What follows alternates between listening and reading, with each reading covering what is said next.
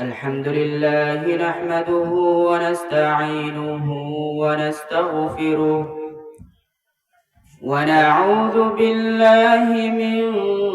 شرور أنفسنا من يهده الله فلا مضل له ومن يضلله فلا هادي له ونشهد أن لا إله إلا الله وحده لا شريك له ونشهد أن سيدنا وسندنا وحبيب قلوبنا ومولانا محمدا عبده ورسوله أما بعد فقد قال الله تبارك وتعالى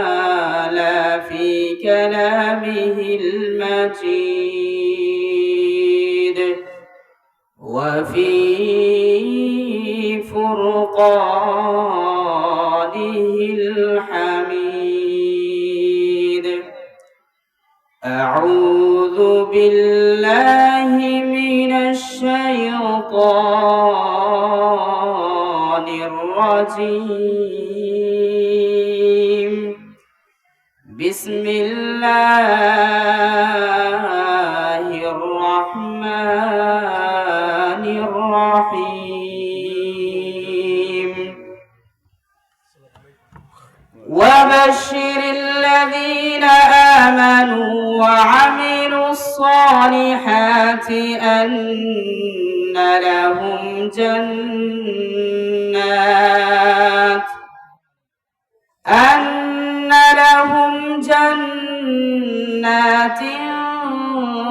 تجري من تحتها الأنهار وقال رسول الله صلى الله عليه وسلم أول ما يحاسب به العبد يوم القيامة الصلاة أو كما قال النبي عليه الصلاة والسلام وقال تعالى في شان حبيبه إن الله وملائكته يصلون على النبي يا أيها الذين آمنوا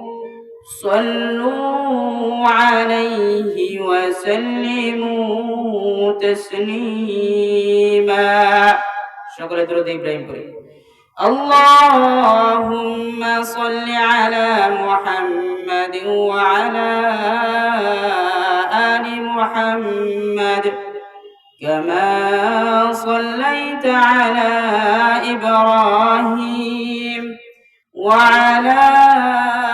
آل إبراهيم إنك حميد مجيد اللهم بارك على محمد وعلى آل محمد كما باركت على إبراهيم وعلى آل إبراهيم إنك حميد مجيد পাটুয়া ভাঙ্গা মধ্যসাটিয়াদি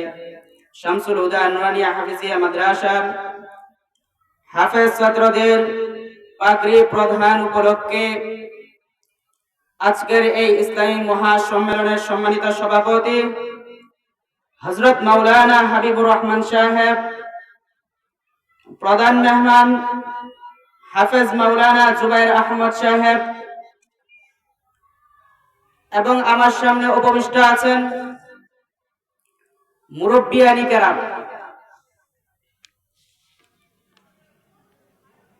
আমরা সকলেই একবার কালিমাতুশ শুকর আদায় করে নিই, বলি আলহামদুলিল্লাহ। আমি যে আয়াতটুকু তেলাওয়াত করেছি, এই আয়াতটা হচ্ছে সূরাতুল বাকারার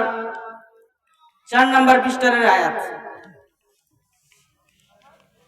আল্লাহ পাক রব্বুল আলামিন এই আয়াতের মাধ্যমে মুমিন বান্দা যারা তাদেরকে একটি সুসংবাদ দিয়েছেন। আল্লাহ পাক রব্বুল আলামিন বলেন, ওয়াবাশশিরিল লাযীনা আমানু ওয়া আমিলুস সালিহাতি আন্না লাহুম জান্নাত। আল্লাহ পাক রব্বুল আলামিন বিশ্বনবী হযরত মুহাম্মদ মুস্তাফা সাল্লাল্লাহু আলাইহি ওয়াসাল্লামকে ডেকে বলেন,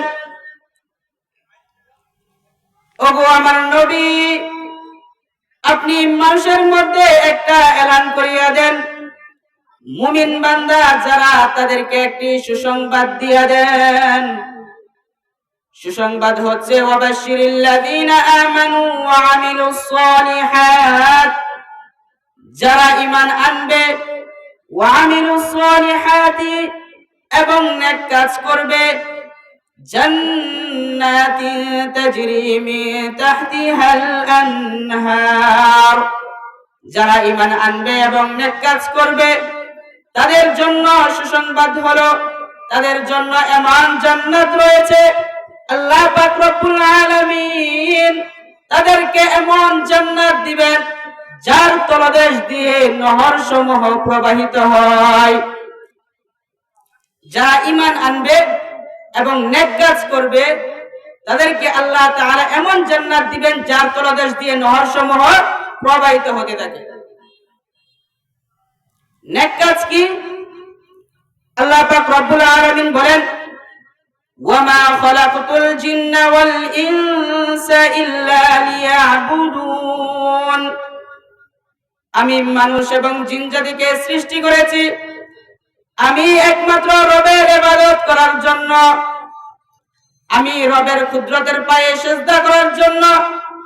মানুষ এবং জিন জাতিকে সৃষ্টি করেছি। দুনিয়ার মধ্যে আল্লাহ তাআলার ইবাদত করার জন্য অনেক মাধ্যম রয়েছে, তার মধ্য থেকে সর্বশ্রেষ্ঠ যে মাধ্যম হলো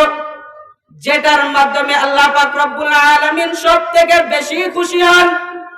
যেই ইবাদত করলে আল্লাহ তাআলা সবথেকে বেশি খুশি হন, সেই ইবাদতের নাম হচ্ছে সালাত। রাসূল আকরাম সাল্লাল্লাহু আলাইহি ওয়াসাল্লাম বলেন, আউয়ালু মা ইউহাসাবু বিহিল আবদু ইয়াওমাল কিয়ামাতিস সালাহ, কাল কিয়ামতের ময়দানে মাহশারে বিচার কায়েমের দিন আল্লাহ পাক রব্বুল আলামিন যখন জাহান্নামী ফেরেশতাদেরকে জিজ্ঞাসা করবেন, যখন আল্লাহ পাক রব্বুল আলামিন জাহান্নামী ফেরেশতাদেরকে আদেশ করবেন, ফেরেশতারা 70,000 শিকল লাগিয়ে 70,000 আগুনের শিকল লাগিয়ে ফেরেশতারা যখন জাহান্নামকে জাহান্নামীদের সামনে টেনে নিয়ে আসবে, সেই কাল কিয়ামতের ময়দানে রাসূল আকরাম সাল্লাল্লাহু আলাইহি ওয়াসাল্লাম বলেন, আউয়ালু মা ইউহাসাবু বিহিল আবদু ইয়াওমাল কিয়ামাতিস সালাহ, সেই কাল কিয়ামতের ময়দানে সর্বপ্রথম যে হিসাবটা হবে সেই হিসাবটাই হলো নামাজের হিসাব। রাসূল আকরাম সাল্লাল্লাহু আলাইহি ওয়াসাল্লাম বলেন, যেই ব্যক্তির নামাজের হিসাব সহজ হয়ে যাবে তার অন্য আমলও সহজ হয়ে যাবে, কারণ আল্লাহ পাক রব্বুল আলামিন বলেন, ইন্নাস সালাতা তানহা আনিল ফাহশাই ওয়াল মুনকার, নিশ্চয় নামাজ মানুষকে অশ্লীল এবং বেহায়াপনা কাজ থেকে বিরত রাখে। যখন মানুষের নামাজটা ঠিক হয়ে যায়, মানুষের নামাজ যখন খুজুর সাথে যখন সে আদায় করে,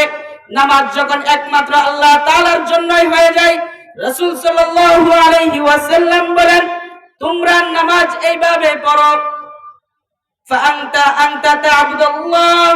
কাআন্নাকা তারাহু ফাইন লাম তাকুন তারাহু ফাইন্নাহু ইয়ারাক, আল্লাহ তাআলার ইবাদত তোমরা এমন ভাবে করবে,